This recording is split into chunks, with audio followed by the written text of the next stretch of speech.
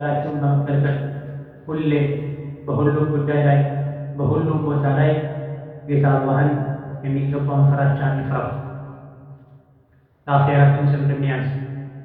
ከስንቆች ሁሉ በላይ ስንቅ አላህን ተባረከ ወተዓላ መፍራት ነው። ዱንያ ላይ አላህን የፈራ የተጠነቀቀ ሕጉን ያከበረ አኼራ ላይ ሰላም ያገኛል፣ ይከበራል። ዱንያ ላይ አላህን ያልፈራ ሕጉን የጣሰ አኼራ ላይ ይፈራል፣ ይከስራል፣ ይዋረዳል። የአላህ ባሮች ሆይ ሙስሊም ዱንያ ላይ በሚኖሩ ህይወት ሸሪዓን እስከተከተለ ድረስ የሚሰራው ስራ በሙሉ የሚያደርገው ማንኛውም ድርጊት ወደ አላህ ተባረከ ወተዓላ ያቃርበዋል፣ ዒባዳ ይሆንለታል። ሙስሊም ዱንያ ላይ ሲኖር የሚሰራው ስራ በሙሉ ሸሪዓው በሚያዘው በሚፈቅደው መሰረት እስካስኬደ ድረስ መተኛቱ፣ ማረፉ፣ መብላቱ፣ መጠጣቱ፣ መተኛቱ፣ ከትዳር አጋሩ ጋር መገናኘቱ፣ ልጅ ወልዶ ማሳደጉ፣ ማረስ፣ መዝራት፣ መነገዱን ጭምር ዒባዳ ይሆናል፣ ወደ አላህ መቃረቢያ ይሆናል። መቼ? ንያ እስከሚይዝበት ድረስ ሸሪዓው በፈቀደለት መሰረት ጉዳዩን እስካስኬደ ድረስ ባለቤትህን ማጉረስህም ከሚስትህ ጋር አልጋ ላይ መገናኘትህም ጭምር ለአንተ ሰደቃ ነው፣ አጅር ነው ብለዋል ነቢዩ ዓለይሂ ሰላቱ ወሰላም። ሙስሊም መሆን አላህን መታዘዝ በተፈጥሮ በልማድ በሚሰራ ስራ ጭምር አጅር ያስገኛል፣ ወደ አላህ ያቃርባል ማለት ነው። ራሴ የሰዎች እንዳላይ በእኔ ኃላፊነት ስር ያሉ ልጆቼ፣ ወላጆቼ፣ የትዳር አጋሪ እንዳይቸገር ብሎ ማረስ፣ መዝራት፣ መነገድ፣ መድከም ራሱ የዱንያ ስራ መስራት መከሰብ ራሱ አጅርን ያስገኛል። በሙስሊም ከሆነ የሸሪዓውን ሕግ ጠብቀው ካከናወኑ ታዲያ በትዳር ህይወታችን፣ የሥራ ህይወታችን ከሰው ጋር ያለን ግንኙነት አጅር እንዲያስገኝ ወደ አላህ እንዲያቃርብ በእያንዳንዱ ጉዳይ ላይ የሸሪዓን መመሪያ መተግበር መከተል ይኖርብናል። ባለፈው ሳምንት ኹጥባችን ላይ ከሸሪዓ ያፈነገጠ የትዳር አመሰራረትን የትዳር ህይወትን በተወሰነ መልኩ ተመልክተናል። ትዳር በሸሪዓው መሰረት ከተመራ ኢባዳ ወደ አላህ መቃረቢያ ነው። ሙስሊም ልጅን ሲወልድ በስሙ የሚጠራ ልጅ እንዲኖረው ዘሩ እንዲቀጥል የሚጦሩት የሚደግፉት ልጆች እንዲኖሩ ብቻ ብሎ ሳይሆን የሚወልደው ማግባት፣ መውለድ ዘርፈ ብዙ የሸሪዓ አንፃር ጥቅሞች አሉትና ያን ጥቅም ታሳቢ አድርጎ ሊያገባ ሊወልድ ይገባል። የትዳር አጋሮቹ እርስ በርስ ሲኗኗሩ እንዲሁ ዘራቸውን ለማስቀጠል ሰው ተጋብቶ እንደሚባዛው እንደሚዋለደው ቀደም ተያዦች እንደሚያደርጉት ለማድረግ ብቻ ሳይሆን ተጋብቶ በመኖር ውስጥ ዒባዳ አለ። ሚስት ባሏን በመታዘዟ የባሏን ሐቅ በመጠበቋ ስምንቱ የጀነት በሮች ተከፍተውላት ሌሎች የእስላም ሕግጋትን እስከጠበቀች ድረስ በፈለግሽው የጀነት በር ግቢ ትባላለች።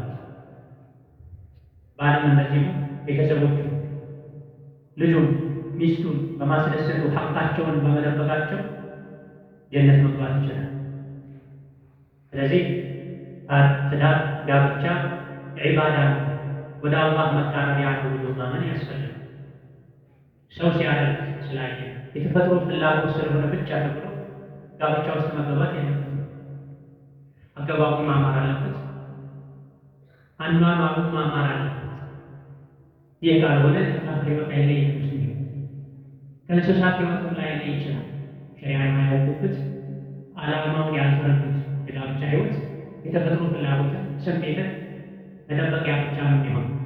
ያን ላይ ነው ባለፈው ኹጥባ የተጠቀሱ አይነት ስህተቶች እንዳይፈጠሩ ጋብቻ ውስጥ ከመግባት በፊት ከማግባት በፊት ከበዳ በፊት ጋብቻ ማለት ምን ማለት ነው ይችላል። አርካኖቹ ማዕዘኖቹ ምንድን ናቸው? መስፈርቶቹ ምንድን ናቸው? ጋብቻ ትዳር ዒባዳ ነው ካልን ዒባዳ ሲባል ሶላት ነው ብዙ ጊዜ ትዝ የሚል የአንድ ሰው ሶላቱ ትክክለኛ ሶላት እንዲሆን መጀመሪያ ምን መሟላት አለበት? ሶላቱን ጀምሮ እስኪያጠናቅቅ ድረስ ከምን መራቅ መታቀብ አለ። ሶላት የሚያፈርሱ የሚያበላሹ ነገሮች ምንድን ናቸው? ወዘተ መታወቅ እንዳለበት ሁሉ አንድ ሰው ከማግባቱ በፊት ለራሱ ሲያገባ ቢሆን ልጅ ሲልም ወዘተ ቀድሞ ማወቅ ያለበት ነገር አለ ማለት ነው። በዘልማድ ሆነ በምስልና በምሳሌ ሰዎች ሲያደርጉ እንዳየሁት ተብሎ መሆን ኒካህ ጋብቻ አርካኖች አሉት፣ ማዕዘኖች አሉት። ቤት መሰረቱ ማዕዘኑ ካልጠነከረ ካልቆመ ግድግዳው ጣሪያው እንደማይቆም ሁሉ እስላማዊ ጋብቻ ትዳር አርካኖች አሉት፣ መሰረቶች አሉት። የሚያገባው ሰው መስፈርትን ያሟላ መሆን አለ። የሚድረው ሰው ትክክለኛ የሴት ልጅ ኃላፊ መሆን ይቻላል። ምስክሮች መኖር አለ፣ ማህበር መኖር አለ። ሁለቱም የሚጋቡ ሰዎች ተያይቶ ተፈቃቅደው መሆን አለ። የማስገደድ ጋብቻ በሸሪዓ ተቀባይነት ያለው ጋብቻ ውድቅ የሚያደርጉ ነገሮች አሉ። ምንድን ናቸው? እኛ ጋብቻ ያለው ጋብቻ እንዲሁ ለስሙ የጋብቻ ስነ ስርዓትን አሟልቻለሁ ማለቱ ብቻ በጋ በመሰረቱ አንድ ወንድ ለአንዲት ሴት ሐራም ነው። አንዲት ሴት ለአንድ ወንድ ሐራም ናት። ከዚህ ሐራምነት ወጥተው ትክክለኛ አላህ ዘንድ ማያስወቀስ አልፎም አጅር የሚያስገኝ ትስስር ነው ጋብቻቸው የሚባለው መቼ ነው? መስፈርቶቹ ሲሆኑ መስፈርቱ ማሟላቱ ደግሞ የሚረጋገጠው በሸሪዓ በዘልማድ ሳይሆን ሰው ሲያደርግ ባየነው ሳይሆን የሴት ልጅ ኃላፊ ማን ሊድራት የሚችለው አንዱ የጋብቻ ሸርጡ አርካኑ ሸርጡም አርካኑ ልንለው እንችላለን። የሴት ልጅ ኃላፊ ነው። ኃላፊ ማን? አባት። ከዛ በፊት ትዳር ከነበራትና ወልዳ የደረሰ ልጅ ካላት ልጇን የአባቷ አባት አያቷ ነው።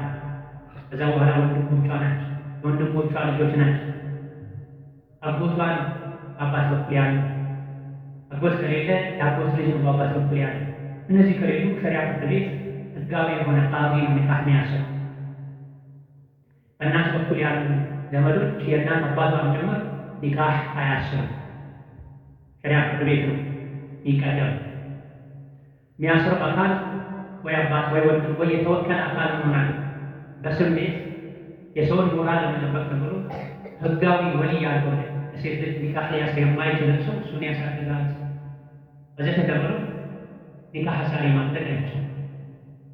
የእናት ባል የእንጀራ አባት ኒካህ አያስርም። በሆነ ምክንያት ከእሱ ጋር አብሮ ስላደረጉ ብቻ ሸሪዓው የማሰርን መብት ያልሰጠው ሰው አሊያ ደግሞ የማሰር መብት ያለው ሰው ውክልና እስካልሰጠው ድረስ ቀልቡ ይሰበራል፣ ሞራሉ ይነካል። እሱን ያሳደጋት እሱ ይዳራል።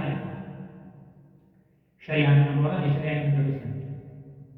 የሸሪዓ ትእዛዝ እሱ የሰው ሞራል መጠበቅ ከተቻለ መልካም፣ ካልሆነ ግን የሰው ቀልብ እንዳይሰበር ተብሎ ህይወትን በሐራም መጀመር አግባብ አለ። የሚደረው መቃል አባትም ይሁን ሌላ ሙስሊም መሆን አለ፣ የሚሰግድ መሆን አለ፣ በአላህ ትልቁን ሽርክ ማያሻርክ መሆን አለ። ሶላት የማይሰግድ ሰው አባት ለምን አይሆንም? አያት ለምን አይሆንም? ኒካህ ማሰር አይችልም። ወከዛሊክ አላህ ተባረከ ወተዓላ ባስቀመጠው ሸሪዓ ህግ መሰረት በቅደም ተከተል የሴት ልጅ ኃላፊዎች ተጠይቀው አላስሩ ሳይሉ ፍርድ ቤት ተኬዶ አይታሰብም። አባት ያሉ ሌሎች ቅድሚያ የሚሰጣቸው የሴት ልጅ ኃላፊዎች ያሉ ፍርድ ቤት ሄዶ የታሰረ ኒካህ ውድቅ ነው።